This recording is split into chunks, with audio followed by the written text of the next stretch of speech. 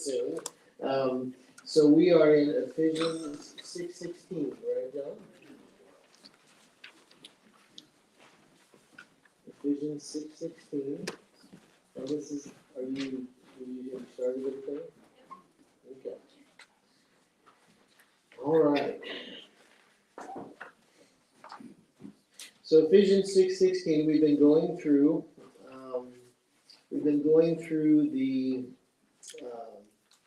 the armor of God, how to wear it, how to take it up, how to put it on, how to wield it, all those verbs that are in the Bible.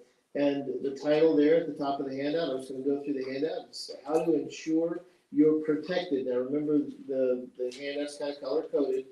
Blue is what we're supposed to be doing, how it affects us. Blue is our part. And in red is the demons, Satan. Back up in Ephesians 6:12, we talked about all those demons. So the armor has no bearing, it has no purpose, has no use unless there are enemies. Oh, it's time to go, time to go to Walmart, I better go put some armor on.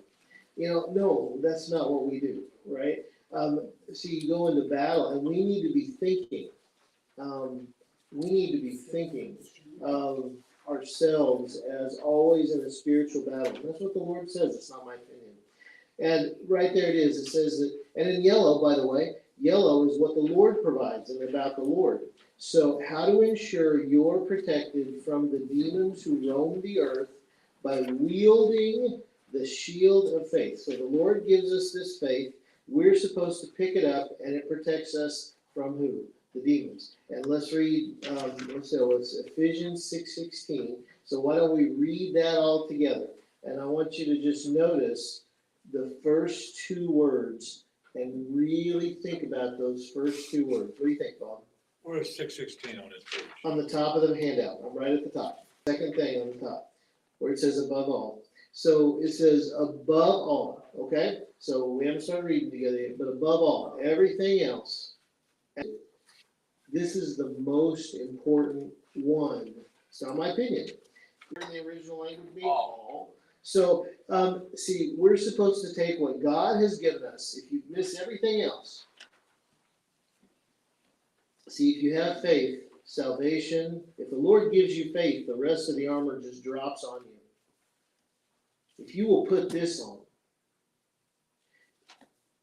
it says in Romans 1, if you've ever read any or know anything about Martin Luther, not Martin Luther King Jr., the activist from the United States, 80 years ago, but from Martin Luther 500 years ago in Germany, he talks about in his memoirs and the things that he wrote that he was reading Romans 1, and he was reading these things that, quite frankly, the Roman Catholic Church tells me to do. He was a Roman Catholic priest.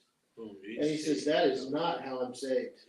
That is not how I can be saved. I have to believe, and all these things that I'm getting ready to show you, this is what the Lord did it to me. See, salvation is not what you do, it's what the Lord does to you. This is the kind of thing that I have, 20 hours worth of the sermon, but, we want to get out before 3 o'clock. So,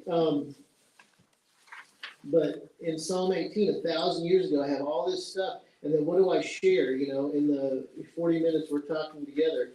In Psalm 18:35, 1,000 years before Hebrews 11 and Ephesians 16, in Psalm 18:35, David writes this.